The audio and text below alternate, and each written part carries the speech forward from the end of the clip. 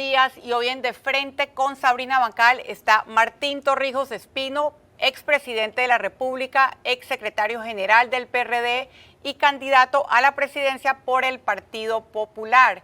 Algunos hechos poco conocidos de la vida de Martín Torrijos, aunque nos fue difícil encontrar, es que terminó su escuela secundaria en una academia militar en Estados Unidos.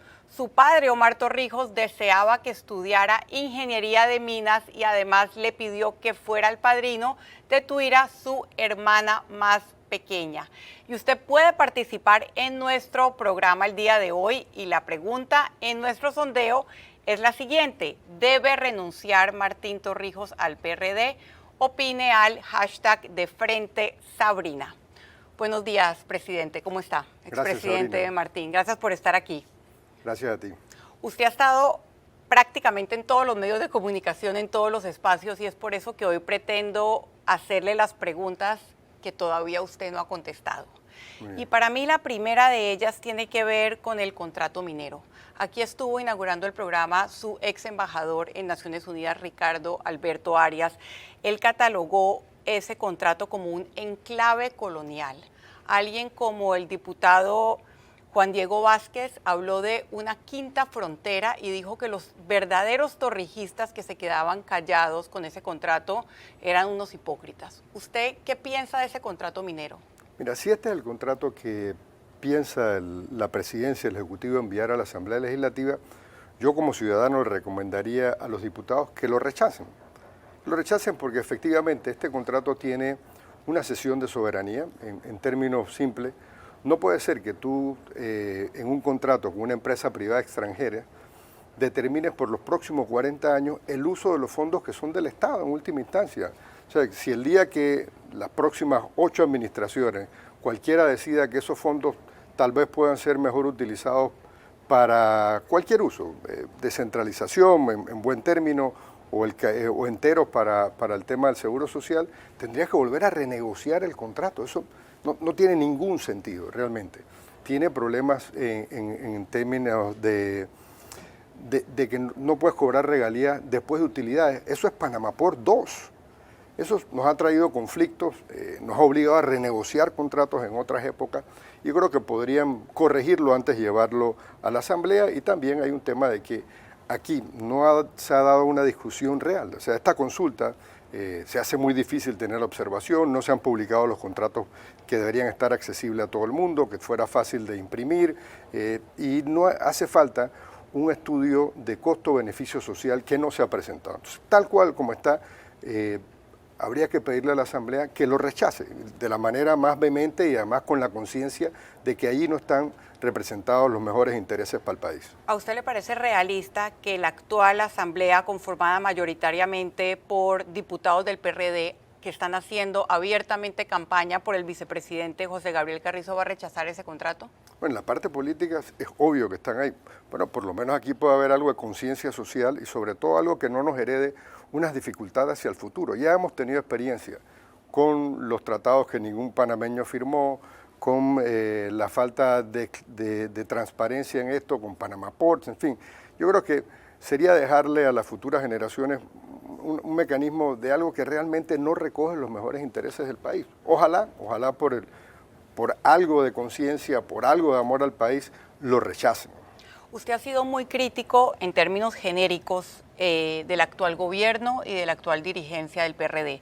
Pero vimos en el evento de lanzamiento de su candidatura a alguien como Ramón Ashby, representante de Caledonia, condenado por peculado, $500,000 de la Junta Comunal de Caledonia. ¿No es ese comportamiento semejante a lo que usted critica? No, él saldrá a explicar su caso en particular. Y él sin duda tiene una explicación y te dirá, y no soy yo quien lo va a defender, él se defenderá por sí mismo de lo que es y no es cierto. Pero no, o sea, yo tengo mi conciencia tranquila, una determinación férrea al combate a la corrupción, y allí no hay nada que me va a desviar. O sea, yo no estoy aquí para engañar a nadie. Creo que el país hay que recuperarlo en decencia, en democracia, y pasa porque la ley se le aplica a todos por igual. Vuelvo a decirle que usted ha hablado en forma genérica del clientelismo, la utilización de fondos públicos y la corrupción en el actual gobierno, pero usted evita mencionar nombres y lo invito a que lo haga de frente en este momento. ¿Qué piensa usted de José Gabriel Carrizo? Mira, creo que no es ni el presente y mucho menos el futuro del país. O sea, hay una serie de vicios asociados a este gobierno que una candidatura de él las recoge todas y creo que el país requiere de otro tema. Él no es ni debe ser de ninguna forma, es candidato al gobierno, pero sin duda no es el candidato favorito del partido. Hay una diferencia entre el candidato al partido y el candidato al gobierno. Yo creo que sentimentalmente yo soy el candidato del partido. ¿Qué piensa usted del poder que tiene un diputado como Benicio Robinson? Nunca había visto una persona que concentrara más poder que él. Tampoco había visto un presidente que delegara el poder en otros como lo ha hecho el presidente Cortizo. Deme una opinión de la utilización abierta y descarada de los fondos de la descentralización para la campaña oficialista. Es un descaro, es realmente la utilización de los fondos del Estado para beneficio político, no solo de los candidatos que ellos quieren apoyar, sino también la manera de tener injerencia e influencia política en otros partidos, que de hecho en todos los partidos políticos del gobierno se están metiendo de una forma u otra. ¿Cuál para usted ha sido el mayor escándalo de este gobierno? Uy, es que hay muchos. No, deme uno. Yo creo que la poca transparencia en el manejo de la pandemia. No hay duda que hay aciertos en el tema de la transparencia, pero hay otros temas que dejaron muchas dudas en el sentir ciudadano de cómo se gastaron los fondos. ¿Por qué se quedó callado durante la pandemia? Hombre, porque creía que lo importante era que echáramos hacia adelante el país, pero no me he quedado callado, he venido denunciando las irregularidades y los que se están dando, y siempre hay un momento para las cosas y otro no. Creo que en medio de la pandemia lo que todos teníamos que hacer era empujar en una misma dirección, porque se trataba de la vida de todos los panameños. Se quedó callado para dedicarse un poco a la cosa importante para usted, que en ese momento era la vida de los panameños. En su equipo está Rosario Turner. Ella le ha comentado, manifestado por qué salió, por qué la sacaron de esa manera abrupta del gobierno. Mira, Rosario es una persona íntegra, de mucha moral, con capacidad, con amor al país, y creo que en su momento ella hablará de cuáles fueron las circunstancias, pero es una persona en la cual goza de mi entera confianza y de mi admiración, hoy y siempre lo ha sido. Hay sectores que hablan de la relación entre José Gabriel Carrizo y los actuales ministros que lo rodean y el expresidente Ricardo Martinelli. ¿Qué opina usted de esa relación o de esa existencia de esa relación? Mira, no hay duda que el país ha venido tejiendo una relación de intereses económicos y no de intereses del país, sociales, de prevalecer los intereses nacionales, los intereses comunes. Nada me extraña y todo saldrá. No tengo duda que todas estas relaciones políticas, económicas, comerciales, de negocio, en algún momento van a salir. Hablemos un poco de las sombras de su gobierno, porque usted en campaña ha hablado de los aciertos que se le reconocen, pero en el tema de corrupción y transparencia, quiero recordar que un fuero penal electoral lo salvó de la reapertura del caso Cemis. Odebrecht llegó a Panamá de su mano y nunca hemos escuchado una explicación de la ley que permitió una millonaria reducción de impuestos en la venta de banismo. Yo quiero preguntarle a usted por qué los panameños que recuerdan esto o que lo están recordando ahora deberían confiar en usted en el tema de corrupción y transparencia, de lucha contra la corrupción. Mira, el Cemis fue juzgado no solo jurídicamente, sino también de una manera de la sociedad. O sea, esto pasó en el 2002 y en el 2004 gané con el 47%. Creo que hay una respuesta de lo que fue el Cemis y habían otros intereses ahí, pero no me salvé por un tema jurídico. Yo pedí una investigación, nunca me opuse a una investigación, tuve la oportunidad de defenderme dentro del proceso y no es una salvación por ningún tema, fue un tema de que fue a la elección popular y no se aprobó. Y pasé con el 47%.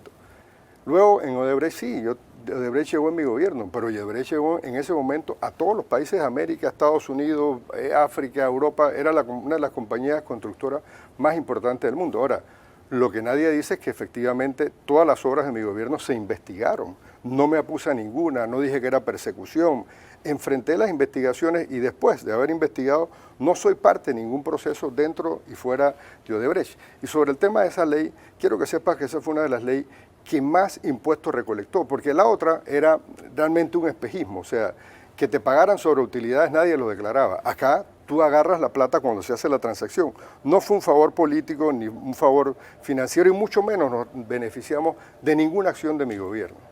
Uno de los hechos más escandalosos a juzgar por muchos sectores durante este gobierno han sido los créditos fiscales a algunos empresarios turísticos.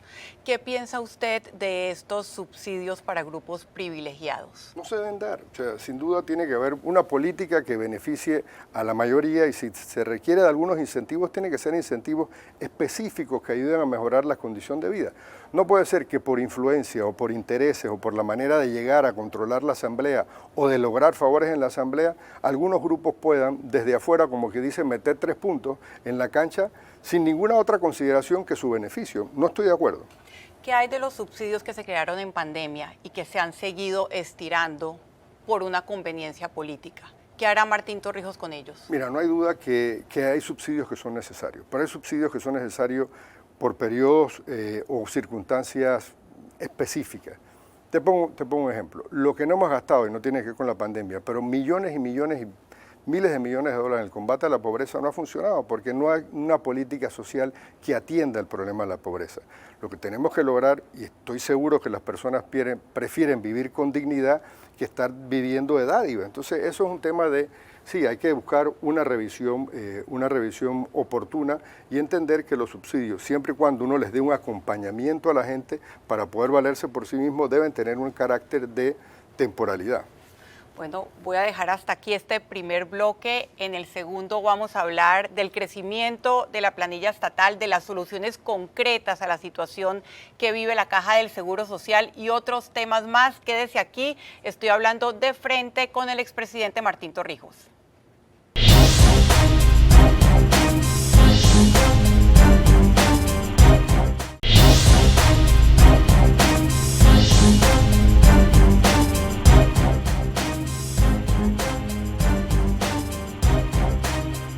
Y en De Frente con Sabrina Bacal está el expresidente Martín Torrijos, candidato por el Partido Popular, contestando algunas de las preguntas que no se le habían hecho o no había contestado aquí en De Frente. Seguimos con la planilla estatal. Ha seguido creciendo sin que se tenga la menor consideración en la capacidad del Estado para resolver las demandas ciudadanas y en un endeudamiento que muchos han calificado de irresponsable. ¿Qué hará Martín Torrijos de llegar a ser presidente con la planilla estatal? Yo creo que hay que hacer una política que vea todos los gastos, no solo es un tema de planilla, hay un montón de gastos que no se han atendido, que se pueden atender. Y creo que en la medida que entendamos que los ingresos no van a alcanzar, que hay un nivel de deuda demasiado elevado para poderle hacer frente a tanta demanda social que se ha acumulado, a la reinstitucionalización del país, entonces podremos entender de que efectivamente habrá que apretarse el cinturón, pero no solo un tema de planilla, es otros gastos que se han dado y sobre todo un combate a la corrupción para que, abaratando costos que hoy se pagan en coimas, puedan irse a atender los problemas y los programas que requiere la sociedad panameña. Uno de los problemas más graves es la Caja del Seguro Social y sobre todo el estado del programa de invalidez, vejez y muerte. Usted ha recordado las decisiones que tomó en ese momento cuando fue presidente, pero no ha hablado de un plan concreto de llegar a ser presidente. Y por favor no nos diga diálogo porque en el diálogo nos tienen en el carrito del diálogo nos tiene este gobierno. Yo quiero preguntarle, de llegar a ser presidente, ¿usted aplicará las medidas paramétricas? Y si no son esas medidas, ¿cuál es su plan? Mira, no hay una solución mágica para resolver los problemas del Seguro Social en ninguna parte del mundo. Todos los países buscan modelos, se adaptan a la realidad y la solución del Seguro Social es que la sociedad esté dispuesta a pagar. Y sí se requiere un diálogo, pero los diálogos que hicieron mi gobierno fueron con una propuesta concreta y tuvimos un periodo difícil, pero llegamos a un acuerdo. Eso va a pasar de nuevo, vamos a vivir un periodo difícil, pero nadie puede decirte de antemano cuál es la solución. La solución pueden ser muchos elementos y realmente es la solución que la sociedad esté dispuesta a pagar en un momento dado. Usted ha hablado de reformas constitucionales. ¿Podría mencionarnos una reforma constitucional concreta que piensa que el país necesita y también el método más relevante o más apropiado para realizarlo? Mira, hay temas de la relación entre los órganos del Estado. Yo creo que eso tiene que revisarse. La forma de tener diputados, que podamos tener diputados nacionales, diputados provinciales, que no sea condenar a un electorado que tiene que siempre verse un universo muy pequeño. Hay reformas que requieren de garantizar nuevos derechos que tiene la ciudadanía. Ahora, esto no creo que deba ser al inicio del gobierno, debe ser la conclusión de un periodo de reformas permanentes, de una nueva institucionalidad que se cree, y que luego tengamos nuevas reglas del juego. Y tampoco soy ingenuo pensar de que una asamblea como la de hoy va a aprobar unas reformas constitucionales, no es real, pero busquemos en su momento, pasados los primeros años, donde podamos corregir y arreglar la casa, la forma de que implementemos y que podamos llegar a una nueva constitución. Usted ha hablado mucho de una alianza entre varios sectores para lograr que una persona como Ricardo Martinelli no repita en el poder. ¿Cuáles serían esos principios no negociables para usted para aliarse con alguien? ¿Con quién no se aliaría? ¿Con quién no conversaría? Mira, no hablo ni con Ricardo Martinelli ni he hablado con el gobierno, el candidato del gobierno. Creo que de allí uno podría hablar con cualquiera de las fuerzas políticas, sobre todo las fuerzas sociales, que es donde debemos hacer un esfuerzo para sumar a los panameños en un proyecto común. No se trata de acomodarse entre los políticos, yo creo que esta debe ser una alianza mucho más amplia, consultar con gremios, consultar con sindicatos, con gente que realmente han ido alejando de poder tomar decisiones sobre el país. Entonces, creo que tiene que hacer una alianza más amplia que los partidos políticos, pero no es la repartición de los políticos sobre el poder o la repartición de las curules. Creo que deberíamos ver con mucha más desprendimiento y con mucha más solidaridad el momento que vive el país. Ya que estamos hablando de principios, quiero escuchar su posición sobre el deterioro democrático que vive Centroamérica. Y ese deterioro va desde una dictadura que persigue abiertamente a cualquier opositor como Nicaragua, hasta un líder populista y muy popular como Nayib Bukele, que utiliza las redes sociales para, violando las garantías fundamentales, lograr éxitos o supuestos éxitos en el combate a la delincuencia. ¿Cuál es su posición y su visión de ambos gobiernos? Mira, sin duda los países tienen que velar para que la gente encuentre en la democracia una manera también de solucionar sus problemas, no solo de cambiar a los gobernantes, sino que la democracia funcione, y eso se ha venido debilitando. Se ha venido debilitando en Centroamérica, en el sur. Cada vez hay gente que no respeta la democracia, se burla de ella, y creo que en estos hay casos fundamentales en Centroamérica y en el resto del país donde hay que expresarse en contra de quienes violan derechos humanos, que cercenan libertades. Esos son temas que se abordarán en la política exterior sin duda y sin temor. ¿Este gobierno ha sido suficientemente contundente con el tema de Nicaragua, en su opinión? Creo que no, creo que Panamá ha estado ausente de la política regional, en algunos casos sí, pero en general Panamá se ha ausentado del ámbito internacional donde podemos jugar un papel positivo regionalmente. Y en el caso de Nayib Bukele, una de las cosas que más se cuestionan durante su gobierno fue el tema de seguridad, y otra vez estamos viendo un incremento notorio de la violencia en las calles, producto de la infiltración del narcotráfico en todas las estructuras partidistas y institucionales del país. ¿Qué piensa usted del método de Nayib Bukele? Yo creo que cada país tiene su propio método. A nosotros nos tocó en el momento que México lanza la guerra contra las drogas y Colombia tiene el Plan Colombia. Claro, en ambas fronteras, sin tener la capacidad institucional, moviéndose delincuencia, crimen organizado, movimientos de guerrilleros, en fin, todo lo que teníamos, se dispara. Pero ¿cuál fue la respuesta? Fue una respuesta panameña. Creamos el Servicio Nacional de Frontera para atender los problemas fronterizos. Dicho sea de paso, sin el Servicio Nacional de Frontera era imposible pensar qué haríamos con la migración que está pasando hoy día por el país.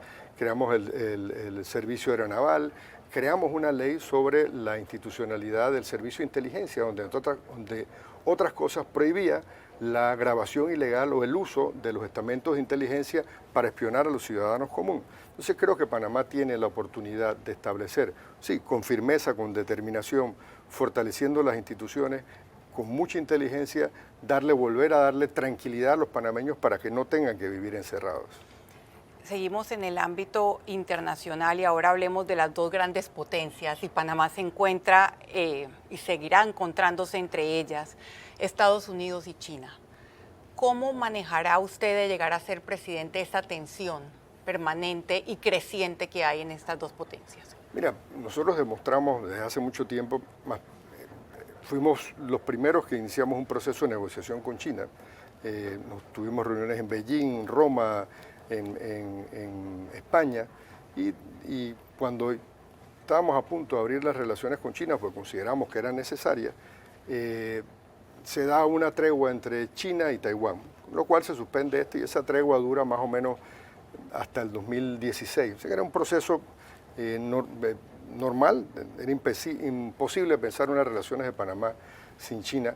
Creo que esto no trae ninguna incompatibilidad. O sea, si nosotros sabemos lo que representamos, dónde están nuestros intereses, no debemos ser parte de un conflicto entre China y los Estados Unidos. Tenemos nuestra propia personalidad, nuestros propios intereses y sí valdría la pena insistir en que ojalá, en que debemos lograr que China se adhiera al Tratado de Neutralidad, que hace falta que lo haga.